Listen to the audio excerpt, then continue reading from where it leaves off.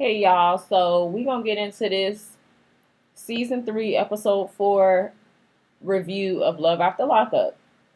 So we're gonna start off with Nikki and Deontay, and Nikki's in the house with her mom, and her mom's actually the one that did her hair color. And if she did her hair for the confession look, her mom did a really good job doing that color and adding those extensions. It looks really full, and the colors blended nice. I do hair, so I was looking at her hair from the time she got out of prison until the time that she recorded her confession, and she really did a good job. So good for you, mama. I'm gonna be doing my kids' hair until I can't do it no more, or until they want to pay somebody else to do it. They don't pay me, but until they start working on their own and being responsible for their own hair. So her mom is asking her about how does she feel about her marrying her best friend, who's a woman, after she was divorced from her ex-husband.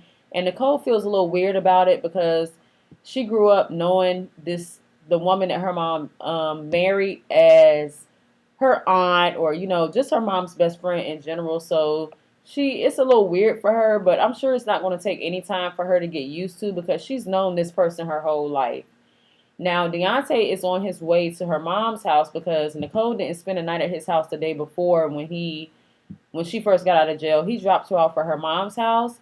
So that's where he's headed, because he's preparing for her to come and spend the night with him on her second night out of jail.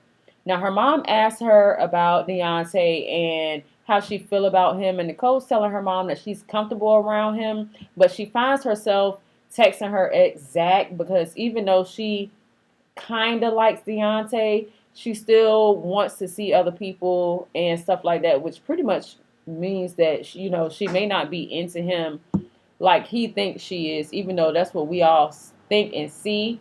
But she's pretty much saying it without being upfront about it. Her mom tells her that in her, she gives her the advice that she should just be honest with Deontay and let him know what's going on, and don't be using him, because that's not right.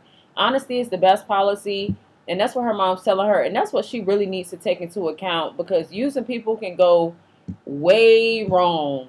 You don't know how somebody's going to take it or whatever. So, like I said, she need to tread lightly on using him, because you just never know when somebody is at the end of their rope with being used, or going from bad relationship to bad relationship, and you just don't know how far they're willing to go to kind of hold on to what they have so that things don't end bad, even though it's right there in their face that it's just going to end bad regardless. Her response to that is that, I'm just going to let Deontay take care of me for a little while, and then we'll just figure things out as we go. We'll see how that works out for you, Nicole. Anyway, Deontay just pops up. He walk into the house, and he like, well, it's a little creepy outside because they have all the Halloween decorations outside. And he kind of peeks around a corner, and they look a little creepy. Like, it's almost like he didn't let her know that he was coming and that he just popped up. And that's how she sounded when she saw him at the door. So he's like, okay, well, I guess I get to meet your mom because I'm just popping up over here. So, I'm here now. So let me meet her. He sits down in the living room with her mom, and Nicole goes in the back to wash out her hair color. And he's telling her mom, like, me and Nicole are engaged for one.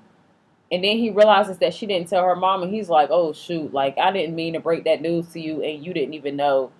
He probably wondering in his head, why did Nicole tell her mom? But he also tells her mom that he has a sex toy named Nicole Jr. Boy, why would you tell her mama that? That is too much information. That is oversharing. She does not need to know that you have a sex toy named Nicole Jr. after her daughter.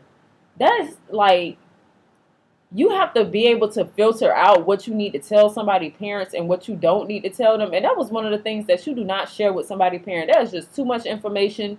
She need to know all that. So her mom is questioning Nicole, like, why didn't you tell me that you and Deontay was engaged? And Nicole was like, I don't know why he told you that. I am not engaged to him. I asked him to bring me this little phony ring that I thought was cute.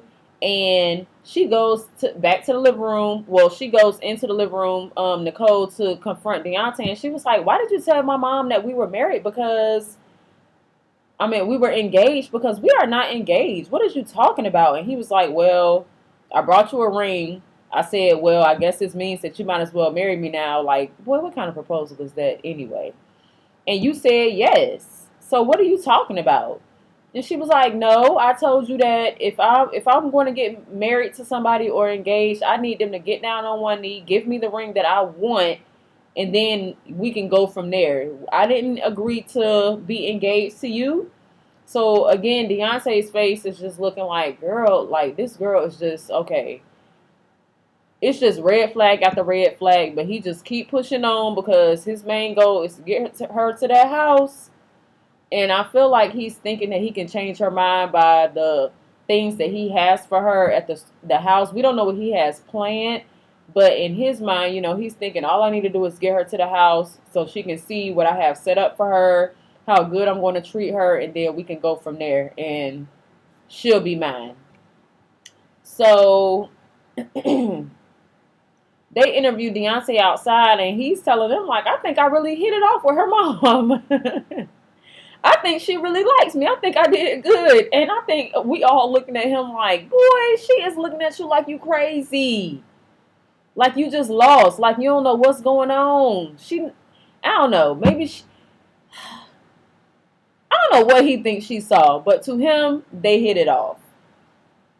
So, he admits that Nicole acting real funny. She is acting way different than she was when he picked her up. And he knows that.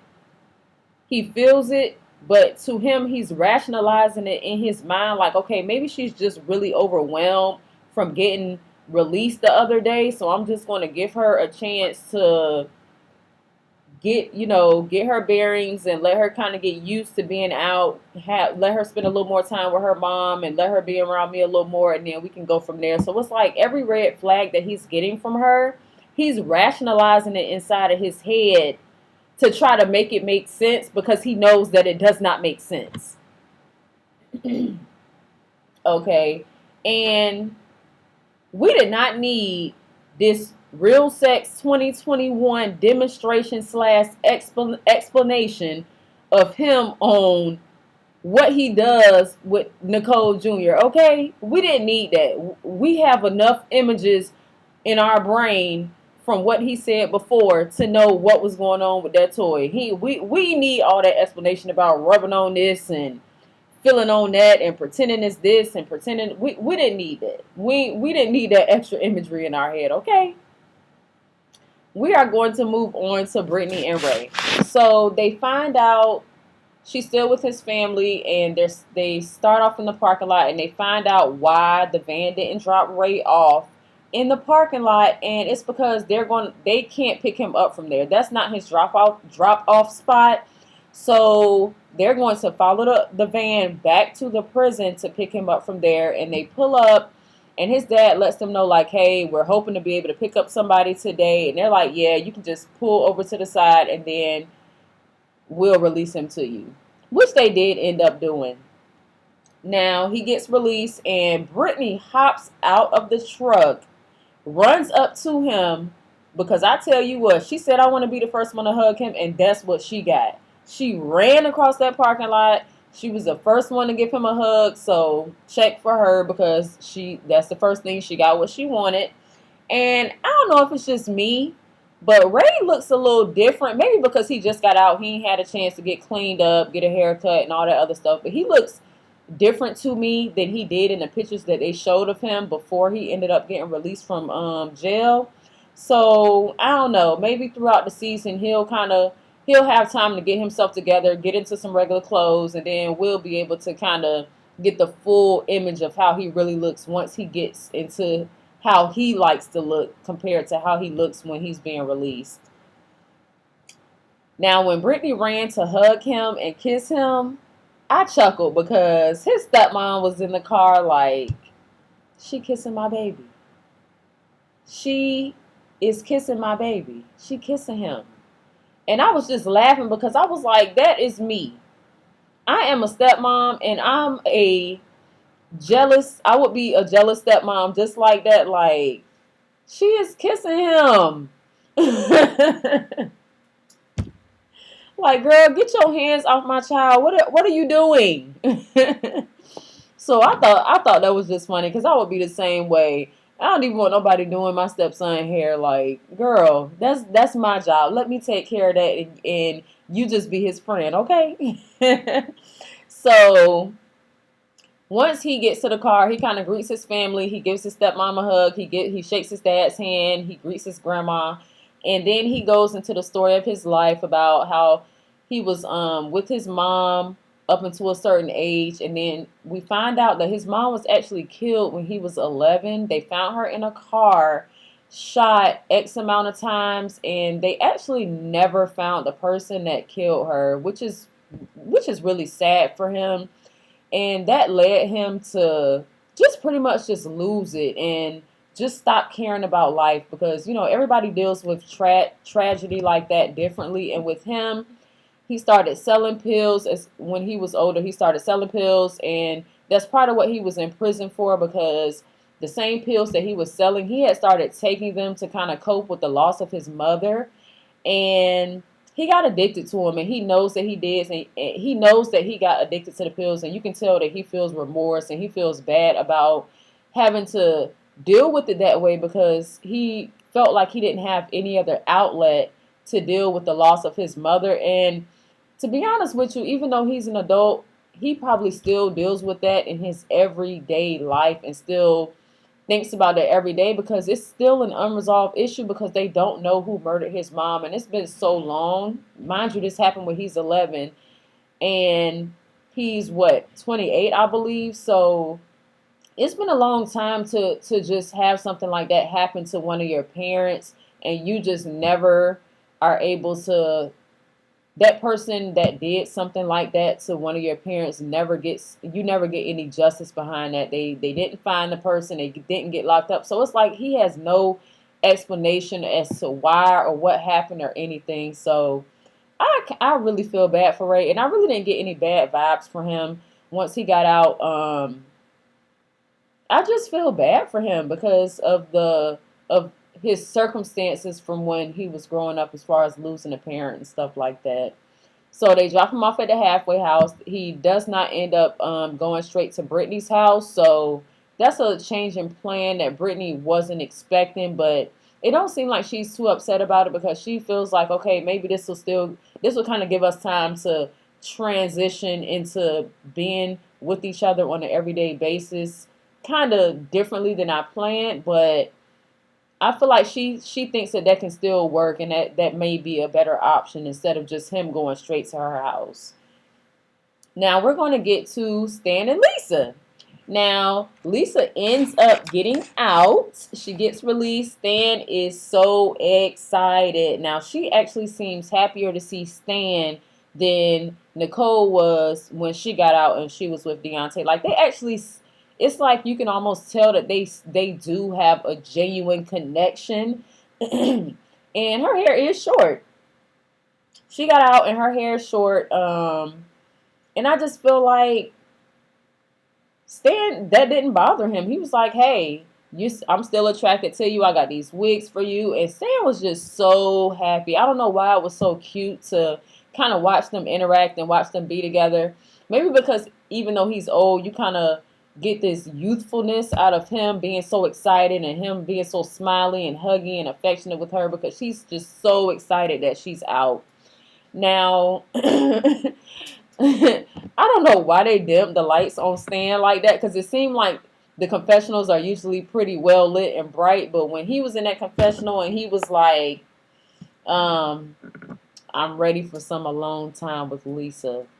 I'm ready for some private time, some intimate time. Like, that really made him look like a creep. Even though he was just expressing his feelings, but it was just so creepy the way that they dimmed the lights on him like that. Like, okay, we TV, I see y'all. Y'all know what y'all doing. So she actually says and admits that she does feel like she has an emotional connection with Stan. And she also let us know that the first time that she went to Stan's house, he invited her down to his basement. And he has this straight jacket set up in there that's hanging down from the roof. And I was like, okay, Stan. She said he open-minded, but Stan is the daggone freak in the sheets. Okay, maybe this episode should have been called "Freak in the Sheets" because Stan is the one that's a freak. She called it being open-minded. So Stan might be into some stuff we don't know about, y'all. I ain't mad at him. He's 65. He said, "I want to live my life." And what is that called when they have the jackets, or because he has the little straight jackets with all the like straps and the little silver rings on the jacket. Like, is that BDSM or what is that? Somebody please let me know in the comments, because I feel like I've heard of that lifestyle before, like on a documentary, but I can't remember what type of area is that in the sexual world. Somebody please let me know, because I cannot remember. Okay. She admits that she's attracted to Stan, and she also goes into her ex-husband's, the first ex-husband, well, her first husband that she had, after they ended up not being together anymore. He committed suicide, and then they didn't get a divorce, but she was married after that. So I don't know if a divorce just ends when a person if a person dies and you're married to them and you're considered a widow. I don't know how that works, because I just haven't gotten into that time frame in my life where I haven't experienced that, to where somebody's married and then their husband or their wife passes away. Like, what happens in that process? Y'all leave it down in the comments, because I do not know. Are they automatically divorced, or because she says she's still married to two people, so does it mean they're divorced, or are they not divorced and you're still married and you still have to do you have to file for divorce from somebody that kills themselves, or that passes away? Like, how does that process work? Okay. She puts on one of the wigs that Stan bought her, and it actually don't look that bad, because she put it on, like, it looked kind of funny in the front, because you can kind of see that it was a wig and it didn't have a bang or anything. But after she put the hat on and kind of put the little two strands out on the side and kind of put it into a ponytail, it looked cute. Like, you couldn't even tell that it wasn't her hair. It just looks like she just has like kind of like a platinum bleach blonde like type hair color. So it actually did not look that bad. Stan liked it. She probably liked it. We don't know, but I know Stan liked it because he picked it out. Her son, she let us know she has three children, and her oldest son, yeah, her oldest son called her. He's 22, and he just basically let her know, like, look, I don't like where I am. I feel alone. And Stan makes a comment like, you have all these issues and you kind of need to deal with your issues and get them resolved so that you can move on. And she's like, well, how am I supposed to move on from issues that I have unresolved with my children? Because they're always going to be my children and they're a part of my life. And I feel like that's an aspect of her life that maybe Stan wasn't anticipating on dealing with, because yeah, her siblings and stuff like that, like if they're in and out of jail, then she can distance herself from her siblings to the point where she doesn't have to have that much interaction with them, and yet still have a relationships to the point where it doesn't negatively affect her life, as far as like bringing her down if she chooses to rehabilitate herself, but not be like in direct association with her siblings so that they don't pull her back into some drama. But when it comes to her kids, she's been in and out of jail for so long that there are issues that she's going to have to deal with and face as being their mother, and they have issues with her that they need to get resolved. So that is something that's going to be an aspect of her life, whether Stan likes it or not. So I feel like if he's planning on being with Lisa, he's going to have to deal with taking on the issues that her and her children have. Not taking them on as taking them on for himself, but be prepared to be supportive of whatever she needs to do to kind of make up for or deal with her guilt, or deal with not being there for them the way that they wanted her to be there. He's just going to have to be open to that, because she has three children. If her youngest is 22, then that means that she still has much younger children. Stan's children are in their 30s, so he's kind of past that, and they could have had a different life. But her children are not past that. Her children, if they're younger than 22, they're still at the age where they still need her. Of course, your kids are going to need you for the rest of their lives, but her children are still going to be more dependent on her and needing her as since they're so much younger. Now we're going to get to Rachel and Doug. Now Doug is all over Rachel when he gets out. He cannot wait to get to this hotel room. Okay? And once they get there, they don't waste no time. And I don't know what it is with WeTV having to sit in the room for that first couple of minutes where they rolling all around the bed, kissing and feeling all over each other, and then they have to end up kicking them out. But I was sitting there looking like, dang, how long y'all about to stay in here? Is this about to turn into 1990 something Cinemax? How long y'all gonna wait to get out the room? He really got to kick y'all out. And then on top of that, once they leave the room, they don't cut the microphones off right away. They make sure that they make us listen to the first couple of seconds of whatever they doing in the room, which is so weird. But I guess they just like, look, this is our show. We gonna edit it how we want to, okay? And y'all gonna deal with it. So after they leave, they get up the next day, and then they're gonna leave, and then they're getting ready to go back to where they'll be living, which is Rachel's house. And as they're pulling into the neighborhood, Doug is like, "Wow, this neighborhood is really nice. This is the nicest neighborhood and the nicest home that me and my son has ever been in." And he was like kind of impressed with her house, like. And so far, the personality that we saw as far as Doug being on the phone is different for right now than how he actually is in person. Like, because he keeps telling her, like, girl, okay, you the boss. It don't matter. You choose what you want. It almost seems like they set us up to believe that he was going to be this huge a-hole when he got out of prison and stuff like that. But he's actually showing his sweet side, which is kind of crazy because, of course, everybody has different sides to themselves. And maybe he could have been being an a-hole because he was ready to get out and he was just like kind of getting antsy about getting released from prison. So I feel like we are seeing a different side to Doug, and it may not be all bad. Like, he may have that one side of him that really wants to do better. He just needs to be, I'm not going to say necessarily with the right person, but within the right circumstances to be able to do that and see what's available to him and have like a different set of resources compared to what he's used to dealing with. Because he already said, me and my son are not used to living in a neighborhood this nice.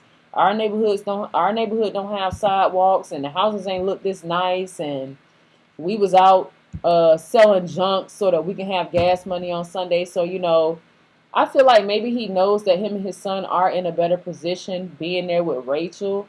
So I'm actually anticipating on seeing where this goes. Like, if he's actually willing to do what he needs to do to keep things going and be in good standing with Rachel, and also do what he needs to do for himself and his son. Since his son doesn't have his mom there right now because she's dealing with her drug addiction, but we'll see.